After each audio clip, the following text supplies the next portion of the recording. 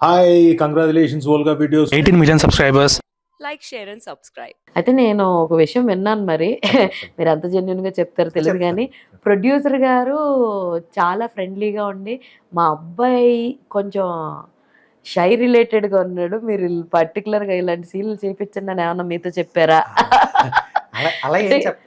అంటే కొంచెం మా వాళ్ళలో కొంచెం షైనెస్ ఉంది, అది పోగొట్టండి అని ఏమన్నా అన్నారా మీతోటి? అది ఈ సీన్ చేయించండి అని చెప్పలేదండి.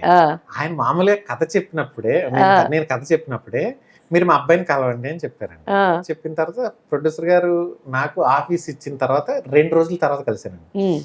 ఆ 2 రోజుల తర్వాత వరకు నేను ఇంకా కళ్యాణ్ కలవాల.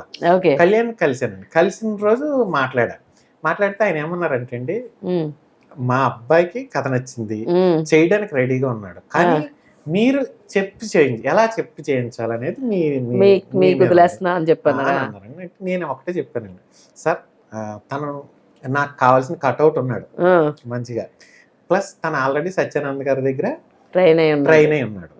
ఇకపోతే మధ్యలో ఒక చిన్న షై కానీ అది కానీ అనిపించవచ్చు, కానీ నేను చూసుకుంటాను సార్. నేను ఎక్కువ అంటే దీని మీద ఎక్కువ ఏమి అనలేదండి. కానీ కళ్యాణ్ ఒకటి అడిగాడు సార్, ఏమనంటే నేను సార్ని అన్నయ్య అని పిలవచ్చా అని అడిగాడు. నాన్నగారిని అడిగాడు, నాకు చెప్పలేదు.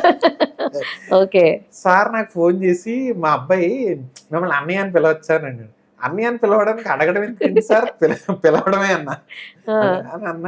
అన్నప్పటి నుండి నిజంగా కళ్యాణ్ అన్నయ్య అని పిలుస్తాడు, సరస్వతి గారు అన్నయ్య అని పిలుస్తారు. సూపర్.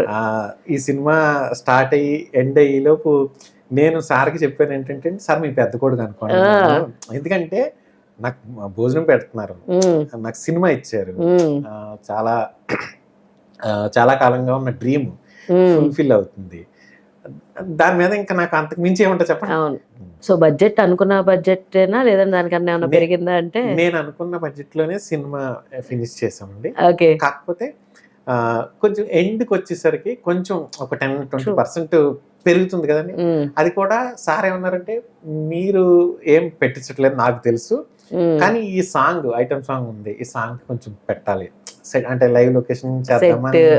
లేదు లైవ్ లొకేషన్ లో మీరు అంత బ్యూటీ రాదు అని సెట్కి అన్నిటికీ ఖర్చు పెట్టి చేశారు. సూపర్. అయితే వీళ్ళందరికీ ఓన్లీ రాయంచ్కి పవన్ కళ్యాణ్ మాత్రమే మీరు వర్క్ షాప్స్ కండక్ట్ చేశారా, లేదంటే మిగతా వాళ్ళు కూడా వర్క్ షాప్స్ లో పార్టిసిపేట్ చేశారా? హాసినికి నేను ఫోన్ లో ప్రాక్టీస్ అంటే సీన్స్ అన్ని తనకు పంపించానండి. తను ముంబైలో ఉంటది, ఇక్కడికి వచ్చి ముందుగా కొంచెం ఇబ్బంది పెట్టకుండా ఒక 10 days బిఫోర్ ఏం చేశానంటే, ఫోన్ లో తన సీన్స్ తన డైలాగ్ తను చదివితే ఆపోజిట్ లో డైలాగ్ నేను చదువుతాను, అలా ప్రాక్టీస్ చేశాను. సూపర్.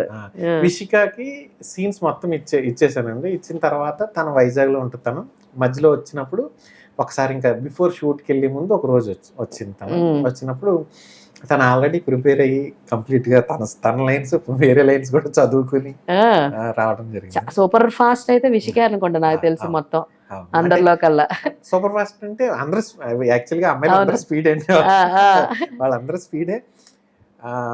ఎవరు అంటే డల్ గా ఉండడానికి సెట్ అంతా కూడా కామెడీ సీన్స్ చేసినప్పుడు ఫుల్ గా అల్లరి చేస్తుంటారు కదండి, అలా ఫుల్ జోష్ నింపేసేవారు. అసలు మొత్తం ఎక్కువ శాతం టార్చర్ అంతా కూడా పాపం మా కసిరెడ్డి గారి మీద చూసారు మీరు, ఎందుకు అలాగా మొత్తం ఆయన చుట్టూరే ఉన్న టార్చర్ చేసే. ప్రతి సినిమా మొదలైన దగ్గర నుండి నాకు లేదు నాకు రాదు అంటూ ఉంటాడండి.